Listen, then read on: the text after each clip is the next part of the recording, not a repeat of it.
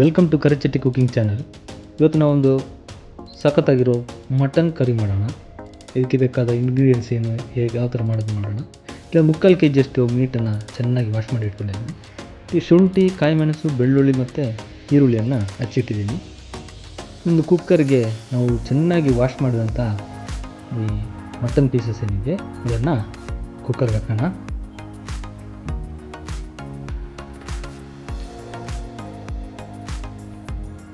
ಮುಕ್ಕಾಲು ಕೆಜಿಯಷ್ಟು ಮೀಟ್ ತೊಗೊಂಡಿದ್ದೀನಿ, ಸಣ್ಣಕ್ಕೆ ಪೀಸ್ ಮಾಡಿದ್ದೀನಿ. ಇನ್ನು ನಾವು ಆಗಲೇ ಹಚ್ಚಿ ರೆಡಿ ಮಾಡಿಟ್ಟಂಥ ಈರುಳ್ಳಿ, ಆಮೇಲೆ ಬೆಳ್ಳುಳ್ಳಿ, ಆಮೇಲೆ ಶುಂಠಿ, ಕಾಯಿ ಮೆಣಸು ಇಷ್ಟನ್ನು ಆ್ಯಡ್ ಮಾಡ್ತಾಯಿದ್ದೀನಿ.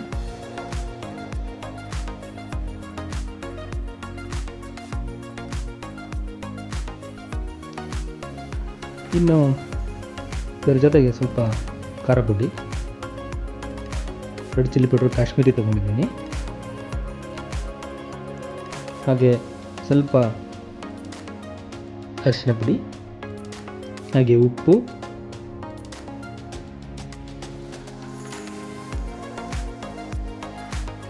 ಒಂದು ಸ್ವಲ್ಪ ಕೊತ್ತಂಬರಿ ಹುಡಿ, ಸ್ವಲ್ಪ ಚಕ್ಕೆ ಮತ್ತು ಏಲಕ್ಕಿಯನ್ನು ಆ್ಯಡ್ ಮಾಡ್ತಾಯಿದ್ದೀನಿ. ಇದು ನಮ್ಮ ಮಟನ್ ಮಸಾಲನ ಆ್ಯಡ್ ಮಾಡ್ತಾಯಿದ್ದೀನಿ. ಇನ್ನು ಇದು ಮುಳುಗಿ ನಿಲ್ಲುವಷ್ಟು ನೀರು ಹಾಕ್ತಿದ್ದೀನಿ, ಯಾಕಂದರೆ ನಾನು ಸ್ವಲ್ಪ ಸೂಪ್ ಸಪ್ರೇಟಾಗಿ ತೆಗಿಬೇಕು. ಅದಕ್ಕೋಸ್ಕರ ಸ್ವಲ್ಪ ನೀರು ಜಾಸ್ತಿ ಮಾಡ್ತಾಯಿದ್ದೀನಿ. ಇನ್ನೊಂದು 5 ವಿಸಿಲ್ ಹೊಡಿಬೇಕು. ಜೊತೆಗೆ ಸ್ವಲ್ಪ ಕರಿಬೇವಿನ ಸೊಪ್ಪು ಮತ್ತು ಕೊತ್ತಂಬರಿ ಸೊಪ್ಪನ್ನು ಹಾಕಿದ್ದೀನಿ. ಅದನ್ನು ಚೆನ್ನಾಗಿ 5 ವಿಸಿಲ್ ಆಗುವಷ್ಟು ಇಟ್ಬಿಡೋಣ. ಈಗ ಇಲ್ಲಿ ಒಂದು ತವಾದಲ್ಲಿ ಸಾಸಿವೆ ಮತ್ತು ಬೆಳ್ಳುಳ್ಳಿಯನ್ನೆಲ್ಲ ಹಾಕಿದ್ದೀನಿ. ಸ್ವಲ್ಪ ಕರಿಬೇವಿನ ಸೊಪ್ಪು, ಚೆನ್ನಾಗಿ ಅದನ್ನು ಹುರಿಬೇಕು.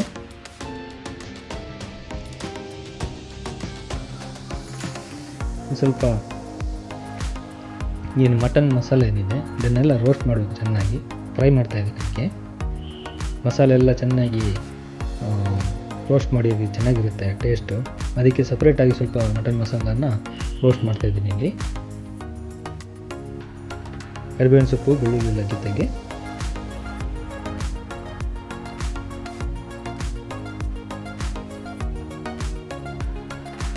ಈ ಥರ ಎಲ್ಲ ಚೆನ್ನಾಗಿ ಮಿಕ್ಸ್ ಮಾಡಿ ರೋಸ್ಟ್ ಆದ್ಕೊಂಡ್ರೆ ನಾವು ಆಗಲಿ 5 ವಿಸಿಲ್ ಹೊಡೆದು ಬೇಯಿಸಿದಂತಹ ಮಟನ್ನ ತೆಗಿಬೇಕು.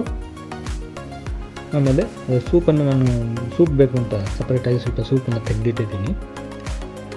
ಆಮೇಲೆ ಆ ಮೀಟನ್ನೆಲ್ಲ ಇದಕ್ಕೆ ಆ್ಯಡ್ ಮಾಡಿದ್ದೀನಿ. ನೋಡಿ, ನಾವು ಆಗಲೇ ಮಸಾಲೆ ರೋಸ್ಟ್ ಮಾಡಿದ್ದೀವಿ.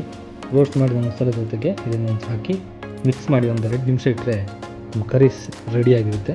ಸ್ವಲ್ಪ ಕೊತ್ತಂಬರಿ ಸೊಪ್ಪಿನ ಮೇಲೆ ಹಾಕಿಬಿಟ್ರೆ ಸೂಪರಾಗಿರುತ್ತೆ. ಯಾಕಂದರೆ ತುಂಬ ಸಿಂಪಲಾಗಿ ಮಾಡುವಂಥದ್ದು, ಜಾಸ್ತಿ ಇಂಗ್ರೀಡಿಯೆಂಟ್ಸ್ ಹಾಕಿಲ್ಲ. ಈ ವಿಡಿಯೋ ಇಷ್ಟ ಆದರೆ ಲೈಕ್ ಮಾಡಿ, ಶೇರ್ ಮಾಡಿದರೆ ಮುಂದಿನ ವಿಡಿಯೋದಲ್ಲಿ ಸಿಗೋಣ. ಅಲ್ಲಿ ತನಕ ಎಲ್ರಿಗೂ ಬಾಯ್.